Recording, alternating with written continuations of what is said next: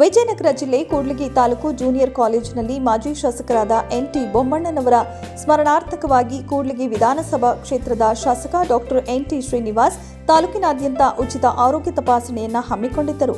ತಾಲೂಕಿನಾದ್ಯಂತ ಜನತೆಗೆ ಕಣ್ಣಿನ ಚಿಕಿತ್ಸೆ, ಹೃದಯ ಸಂಬಂಧಿ ಚಿಕಿತ್ಸೆ, ಮೂಳೆ ನೋವುಗಳ ಬೆನ್ನು ನುರಿತ ವೈದ್ಯರನ್ನ ಕರೆಸಿ ಚಿಕಿತ್ಸೆಯನ್ನ ಕೊಡಿಸಲಾಯಿತು.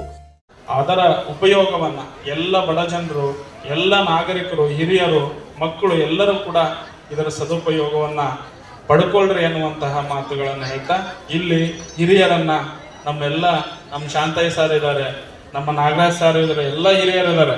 ಆ ಹಿರಿಯರನ್ನೆಲ್ಲರನ್ನು ಕೂಡ ಗೌರವಿಸುವಂತ ಕೆಲಸವನ್ನ ಸಾರ್ ಅವರು ಮಾಡಿದ್ರು.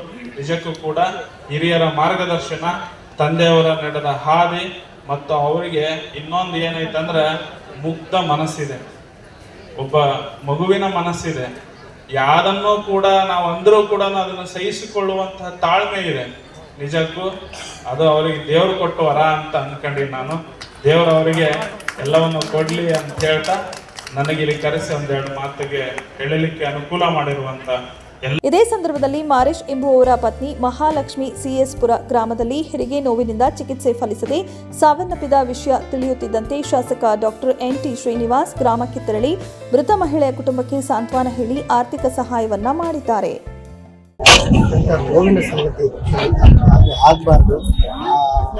ತಾಯಿ ಮಹಾಲಕ್ಷ್ಮಿ ಇವತ್ತು ಸಂಬಂಧಿಗಿಲ್ಲ. ಆದರೆ ಮುದ್ದಾದ 3 ದಿವಸ ಬಹಳ ಮರುಕ ಆಯಿತು.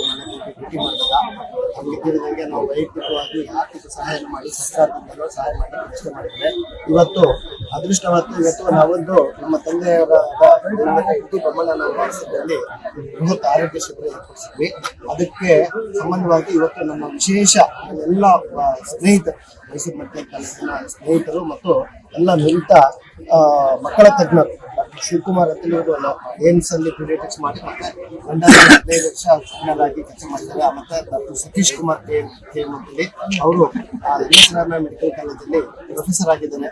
ಮತ್ತೆ ಡಾಕ್ಟರ್ ಮಧುಕುಮಾರ್ ಅಂತೇಳಿ ಅವರು US ಅಲ್ಲಿ ಮಕ್ಕಳ ತಜ್ಞ ಕೆಲಸ ಮಾಡ್ತಾರೆ. ಇವತ್ತು ಅವ್ರ ನೇತೃತ್ವದಲ್ಲಿ ನಾವು ಒಂದು ಬೃಹತ್ ಆರೋಗ್ಯ ಶಿಬಿರ ಇಟ್ಕೊಂಡಿದ್ವಿ. ನಾನು ಅದಕ್ಕೋಸ್ಕರ ಟ್ಯಾಕ್ಸಿ ಮಾಡಿ ಆ ಮಗುನ ಅವ್ರ ಕುಟುಂಬಸ್ಥರನ್ನ ಕರೆಸಿ ಆ ಮಗುನ ಆರೋಗ್ಯನ ಒಂದ್ಸರಿ ವಿಶೇಷವಾಗಿ ತಪಾಸಣೆ ಮಾಡಿ ಇವತ್ತು ಆ ಮಗು ಅತ್ಯಂತ ಆರೋಗ್ಯಕರವಾಗಿದೆ ಅಂತ ಹೇಳ್ಬಿಟ್ಟು ನಮ್ಮ ವೈದ್ಯರು ಹೇಳಿದ್ದಾರೆ. ಮುಂದಿನ ದಿನಗಳಲ್ಲಿ ಕೂಡ ಆ ಆರೋಗ್ಯ ಅಷ್ಟೇ ಅಲ್ಲ, ಮಗುಗೆ ಪೋಷಣೆಗೆ ನಾವು ಸಂಪೂರ್ಣ ಜವಾಬ್ದಾರಿ ಹೊರ್ತೀವಿ ಅಂತ ಹೇಳಿ. ವರದಿ ತಿಪ್ಪೇಸ್ವಾಮಿ, ಕೂಡ್ಲಿಗಿ. Media network.